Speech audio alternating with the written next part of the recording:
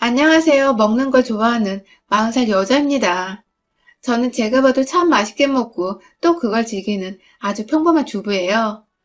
제가 어릴 적에 부모님께서 절 데리고 맛있고 고급지도 않은 식당을 많이 데리고 다니기도 하셨고 그런 걸 보고 자라서였는지 대학 가서 알바하며 용돈 보고 살 적에도 또래 친구들이랑 유행한다는 맛집이나 브런치 카페를 다니며 사진 찍고 먹어보는 걸 특히 좋아라 했어요. 저희 부모님께서 대단한 자수성가는 아니지만 나름 젊을 적부터 열심히 일하고 돈을 굴리셔서 재산이 제법 많은 분들이셨고 대학을 가서 제가 스스로 과외를 하며 용돈 벌이를 했는데도 불구하고 딸 자식이니 예쁘다고 용돈을 여유 있게 챙겨주신 덕에 저는 금전적인 부족함을 딱히 겪어본 적이 없었습니다. 애써 궁상을 떨며 살 이유가 없었던 것이죠. 저한테는 여동생이 하나 있는데요. 아주 어릴 적에 이 친구가 백혈병을 앓은 적이 있었어요. 지금도 생생하게 기억나는 게 엄마가 하루는 저를 붙잡고 옷을 입히시면서 말씀하시더라고요. 오늘 여동생이 아주 먼 곳을 갈지도 모르니 혼자 떠나는 애 외롭지 않게 우리가 인사를 잘해주자고 하셨죠.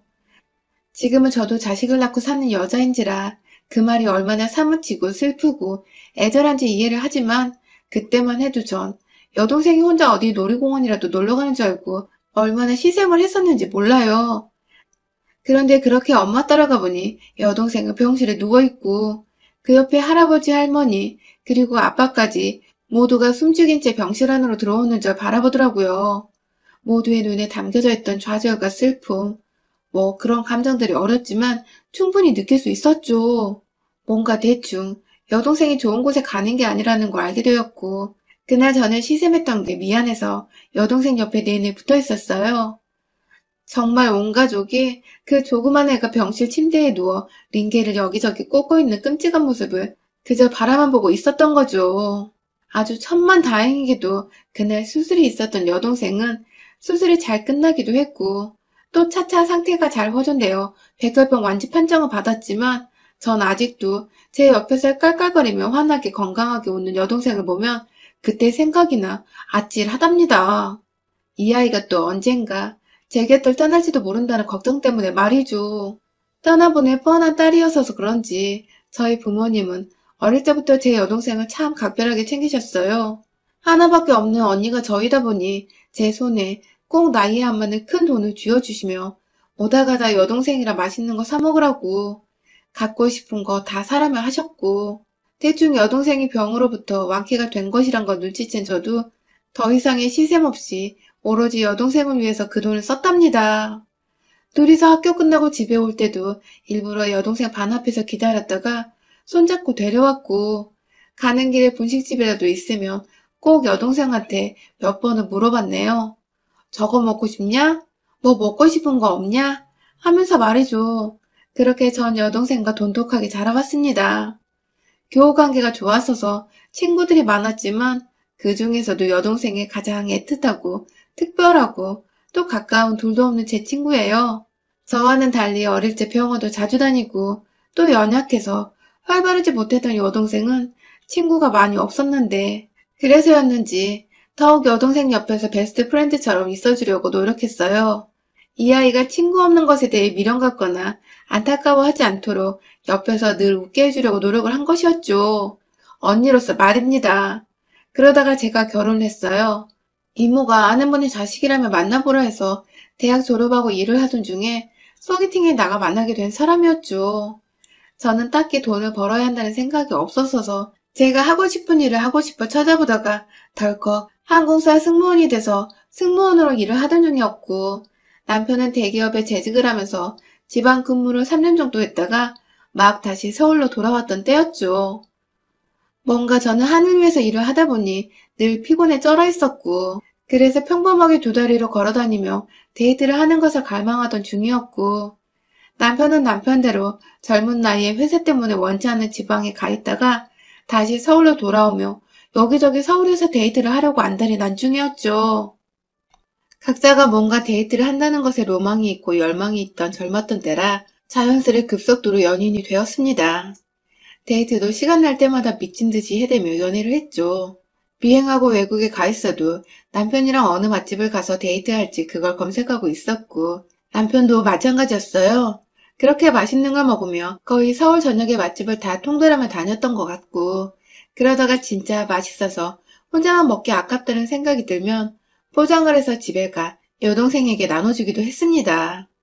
여동생이 좋아라면 또 그 잠깐 틈을 내서 여동생을 데리고 찾아가기도 하는 등 연애와 함께 저는 정말 바쁘게도 살았죠.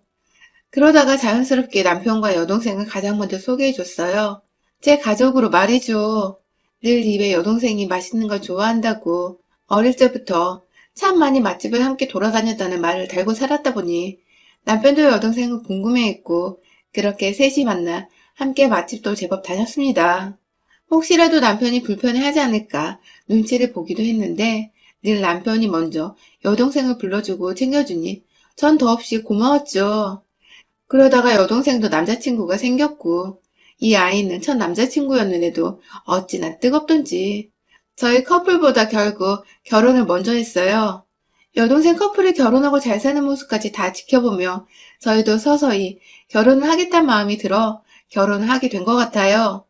둘 다 결혼을 하기 전부터도 더블 데이트를 하면서 자주 만나서인지 결혼을 하고 가족이 되고 난 후에도 저희는 서로의 집에서 자주 모여 놀거나 밖에서 예전처럼 맛집을 찾아다니며 함께 휴일을 보내고 돈독히 지냈습니다.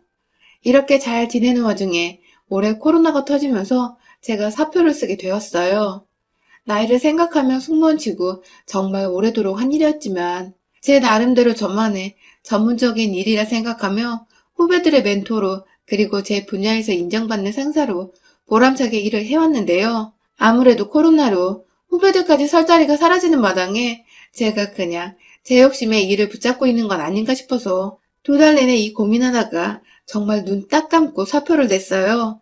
어쩌다 덜컥 합격이 되어 시작한 일이었지만 이렇게 일을 그만두게 되니 끝마무리가 좋지 못한 것 같아서 마음감이 교차했죠.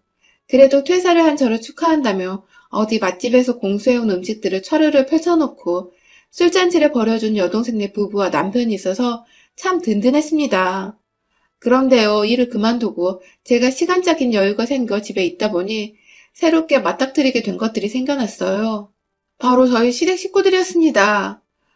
평소에도 나름 시댁 어른들과 1살 어린 시누이한테 인사를 잘 해왔었어요. 남편이 제 동생하고 제 친정 식구들에게 잘해주니 저도 당연히 남편만큼은 해야 한다는 생각을 늘 해왔었고 그래서 시댁 어른들께 남편이 시키지 않아도 알아서 척척 안부 인사를 드리고 맛있는 거 있으면 보내드리거나 시간 날 때 불러서 사드리는 등 나름 며느리로서 최선을 다하며 살았어요. 그걸 시부모님께서도 늘 고마워하셨고요. 그런데 유독 옆에서 시누이만 꼭 딴지를 걸려는 듯 입이 튀어나와 있었습니다. 시누이는 평소에 제가 고기며 과일이며 이것저것 시댁에 보내도 시부모님과는 달리 한 번도 제게 고맙다는 인사 표현을 한 적이 없었어요. 입에 꿀을 발랐는지 절대로 인사를 안 하더라고요. 뭐 그게 성격인가 보다 싶어서 저도 별말은 안 했지만 사람이란 게 서로 감정 표현도 하고 고마운 건 고맙다고 염치 표현도 해야 하는데 늘 옆에서 제가 자기 오빠를 뺏어간 것 마냥 경계를 하고 뼈를 통한 게 저도 참 대하기가 어색했었죠. 그럼에도 가족 간의 불편한 관계를 만들고 싶지 않았기에 늘 저는 한결같이 시누이한테 먼저 다가가 말을 붙이고 필요한 거 없냐고 물어보는 쪽이었어요. 필요한 거 없냐고 하면 진짜 귀신까지 기다렸다가 이거 필요해요 하면서 말을 했고 그러면 또 제가 알겠다고 쪼르르 사다가 바치곤 했었죠. 무슨 높은 상사를 대하듯이 제가 쩔쩔거리면서 지냈던 것 같아요.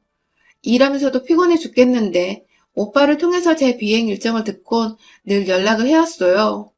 제가 호주 간다고 하면 거기 립밤이 유명하니 사오라고 하고 유럽으로 가면 뭐가 좋다, 뭐가 필요하다 하면서 사오라고 연락이 귀신같이 오니 전 또 등신같이 해달라는 대로 다 해줬죠.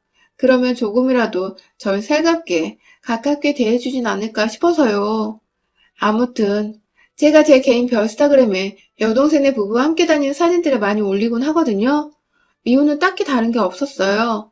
팔로우 수도 100명도 안 되는 작은 계정에서 유일하게 맛집 사진들을 올리면서 별스타그램을 활발하게 하는 게 제 여동생 하나뿐이었던지라 둘이서 죽이 잘 맞아 추억 교환식으로 별 생각 없이 하던 SNS였습니다.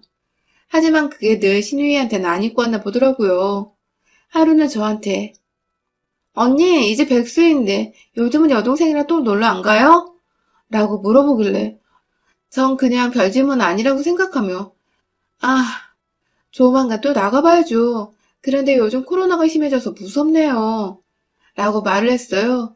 그랬더니 글쎄 왜요? 언니네 자매라면 코로나고 뭐고 인증샷에 환장해서 언제든지 뛰쳐나갈 것 같은데? 라며 하하고 웃더라고요. 순간 이게 뭐지? 싶었습니다. 인증샷에 환장했다는 말이 절대로 좋게 들리는 말은 아니니까요. 별 생각 없이 웃고 지나쳐서였는지 신우이의 깐족거림은 점점 더 심해져 갔어요. 하루는 제 계정에서 저와 여동생이 함께 간 카페 사진에다가 누가 익명의 계정으로 댓글을 달았더라고요. 사진도 없고 계정은 비공개인 그 사람이 쓴 댓글은 정말 짜증이 확 밀려오게 만들었죠. 돼지들이에요? 왜 이렇게 쏘다녀요? 라고 적었더라고요.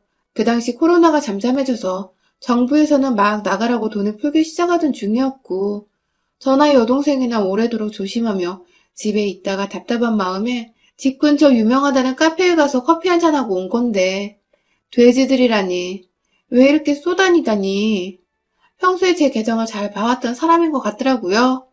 순간 신우이부터 생각났지만 증거가 없으니 괜한 오해부터 하기 싫어서 별거 아닌 듯 무시를 하려고 했어요. 하지만 그 다음번에도 제가 남편과 둘이서 배달을 시켜 먹은 것이나 남편 쉬는 주말에 어디 경기도로 나들이를 갔다가 올려놓은 사진마다 익명의 계정은 지속적으로 기분 나쁠 만한 댓글을 달았어요. 얼굴이 호빵이다 못해 터지겠어요. 라는 제 외모에 대한 비하하는 말부터 시작해서 남편 지갑 털어먹는 지갑충 이라는 듣도 보도 못한 단어로 인신공격까지 했죠. 정말 열이 받는 와중에 여동생도 서서히 댓글의 존재를 알게 되며 화를 내기 시작했고 급기야 다 같이 모인 자리에서 남편의 귀에도 들어가 남편이 저보다 더 열이 받았어요. 누구냐고 사이버 수사대 같은 데 신고를 하자며 막 난리를 피우던 그때 타이밍도 절묘하지. 신우이가 남편한테 전화를 걸었더라고요. 남편이 아직 분이 안 풀렸는지 씩씩대며 전화를 받자 신우이는 세원이랑 싸웠나 봐 하며 또 얄밉게 대답을 했고 남편은 바로 반박을 했죠. 아니 어떤 개새끼가 와이프와 인스타에 인신공격 해놨길래 당장 사이버 수사대에 신고하려고 라고 말해줘. 그러자 수화기 너머로 들리던 신우이의 하지마 하는 목소리. 요즘 그런 거 하면 집으로 찾아와 복수도 하고 뭐 그런다던데 댓글로 잘 설명해봐 하면서 자꾸만 신고하는 짓을 뻘짓이라 말하며 오빠가 신고하러 가는 걸 막으려는 신우이 태도에서 저와 여동생은 서로 눈빛을 교환하며 고개를 끄덕였죠. 범인이 바로 저희 신우이라는 것을요. 딱히 알아보고 파헤쳐보려 하지 않아도 신우이는 알아서 한 번 더 확신을 주었어요. 그날 전화 후 단 한 번도 그 익명의 계정은 제게 악플을 남기지 않았거든요. 마치 누군가가 너 곧 신고할 테니 조심해라 라고 경고를 해준 듯 신우이는 저희 남편으로부터 얼떨결에 경고의 메시지를 전달받은 꼴이었던 것이죠. 그때부터 저나 여동생이나 신우이에 대한 감정이 좋을 리가 없었습니다. 다른 사람도 아닌 가족인데 가족한테 그간 돼지, 호빵, 지갑중 뭐 이런 말들을 했다고 생각하니 자다가도 화가 나서 입을 발차기를 하게 되더라고요. 그걸 남편한테 말하기도 뭐하고 혼자 여동생과 꿍해서 고민 상담을 했던 것이 전부였죠. 신우이 생각하면 얄미웠지만 조용히 넘기고 싶은 일이었기에 남편한테는 끝까지 말하지 않기로 스스로 결심을 했고요.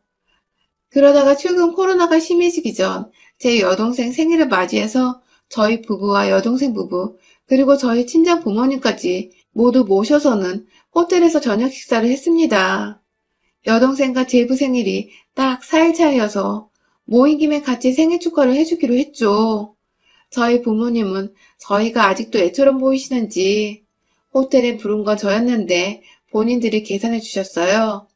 마음껏 먹고 2차로 젊은 애들끼리 술도 마시고 오라며 카드까지 쥐어주셨죠. 그래서 다 같이 호텔에서 식사 자리를 갖고 오래도록 대화를 나누고 덕담 자리를 가지다가 시간이 좀 늦어서는 부모님 먼저 집으로 보내드리고 저희 넷이서만 같은 호텔 내에 있던 바로 향했습니다. 딱히 코로나 때문에 어디 번화가 이런 데는 못 가겠어서 평일이고 한산했던 호텔 안에서 계속 놀아보기로 한 것이었죠.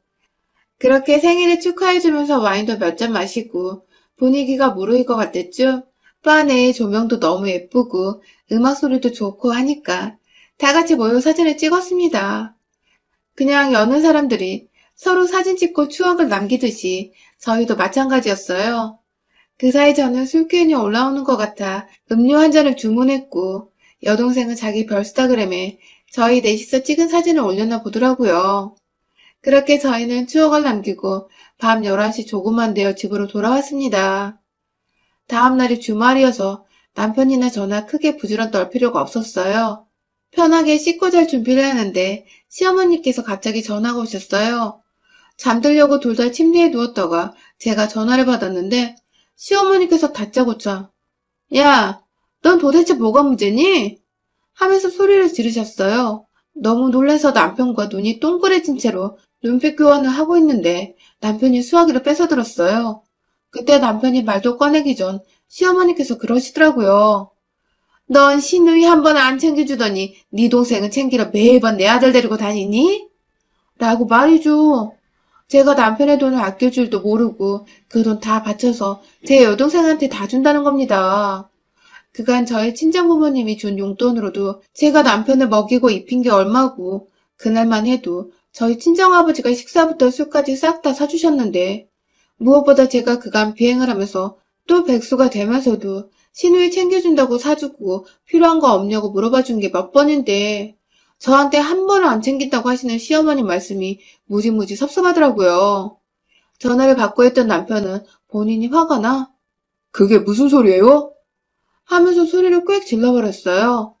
그 바람에 시어머니는 며느리한테 전화한 걸 아들이 받으니 당황한 내색을 비치셨고 시어머니는 얼떨결에 시누이가 옆에서 울고보고 난리 났다며 이게 다 며느리인 제 책임이라고 제가 별스타그램을 해서 그랬대요. 참나 이젠 하다하다 제 동생 별스타그램까지 확인을 해서 오늘 저희가 논 것들까지 직접 확인을 한 것 같은데 생각할수록 저도 기분이 나쁜 겁니다. 그때 남편은 눈치 하나는 기가 막혀서는 절 보고 나갈 채비를 하래요. 시댁이 차로 가면 10분도 안 걸리는 거리였는데 가서 자초지종 얘가 하는 말을 듣고 달래보기라도 하자는 겁니다. 네, 남편은 하나뿐인 여동생이 온다고 하니까 또 그게 아닌 줄 알면서 일단 달래는 보자고 절 데려 나가려 한 겁니다. 결국 저는 가기 싫은 거 억지로 남편을 따라 나섰고 그 한밤중에 시댁에 갔어요. 가서 보니 시누이는 울기는 개뿔 눈이 멀쩡한데 앞에서 시어머니는 자꾸만 애가 미친 듯이 울었다면서 왜 며느리 때문에 내가 딸 우는 꼴을 봐야 하냐며 그간 제가 이것저것 사주고 챙겨드리고 며느리 노릇 열심히 했는데 그 노력들을 다 물거품으로 만들듯이 저보고 죄인이니까 사과를 하라고 하시더군요. 잘못한 게 일도 없는데 제가 울린 거니 사과를 하시래요. 옆에서 시누이는 멀뚱멀뚱 서 있다가 시어머니가 사과하라고 소리를 지르니 절 보며 알게 모르게 얕은 미소를 보이며 절 노려보기 시작했고요. 시아버지는 자기는 아무것도 모른다는 식으로 부엌 한켠에 앉아만 있으며 모르쇠로 일관 중이시고 완전 속이 뒤집어지렸는데 시누이 표정을 보니 안 와. 나도 남의 집 귀하디 귀한 자식인데 이 꼴 당하고 있는 게 열이 무지하게 받더라고요. 이 밤중에 어처구니없이 시댁에 와 있는 것도 열이 받아 죽겠구만. 시모며 시누이며 저보고 사과만 하라고 노려보고 있으니 이래서 피 안 섞인 시댁은 남이라고 하는구나 싶더군요. 아무리 잘해줘봤자 남은 남이라 이겁니다. 그러다 기어코 시누이가 미운 말을 하더군요. 자기한테 사과 못하겠으면 자기 오빠한테라도 언니 입으로 쳐들어가는 음식값에 대해서 사과를 하라고. 돈으로 지금 다 갚아내라면서 자기 말이 무섭고 맞으니 자신은 오빠에게 있어 영웅이라도 된다는 듯이 떠들어대는데 옆에서 시어머니는 또 그 말이 다 맞네 맞아 하면서 시누이를 치켜 세우고 있는데 너무너무 짜증이 나서 닥쳐! 하고 제 머리를 쥐어뜯으며 비명을 질렀어요. 그리고는 이내 시어머니를 옆으로 밀쳐내며 시누이 멱살을 잡고는 베란다 밖으로 나갔어요. 너 죽고 나 죽고 하자며 내가 언제 널 그렇게 멸시하고 안 챙겼냐며 금방이라도 베란다 밖으로 뛰어내리겠다는 듯 신우이를 꼭 붙잡고 창가 앞에서 으르렁거렸습니다. 도망치려 노력은 하던데 제가 승무원 생활하면서 남은 게 승객분들 캐리어 올리고 내리고 하며 쌓은 팔뚝임밖에 없던지라 신우이 뺨을 살살 쳐가면서 너 시어머니랑 내 사이 이간질한 거야? 우리 남편하고 내 사이도 갈라놓게? 하면서 창문으로 자꾸만 밀어내며 멱살을 쥐고 흔들었죠. 그러자 신우이는 이미 겁을 먹은 상태에서 저의 정신 나간 눈빛이 퍽 소름 끼쳤는지 말을 못하다가 오빠 하면서 울기 시작하더라고요. 뭘 잘했다고 말이죠. 우는 신우이 옆에서 시어머니는 며느리가 돌았다며 욕을 퍼부으며 말리려 하고 이거 까딱에 당한 저 혼자 미친 년이 되어버릴 것 같은데 저도 이대로 혼자만 나쁜 년이 될 수 없겠더라고요. 남편이 형이 말했습니다. 너네 여동생 얼마 전까지 내 별스타그램 들어와서 악플 쓰던 그 악플러야.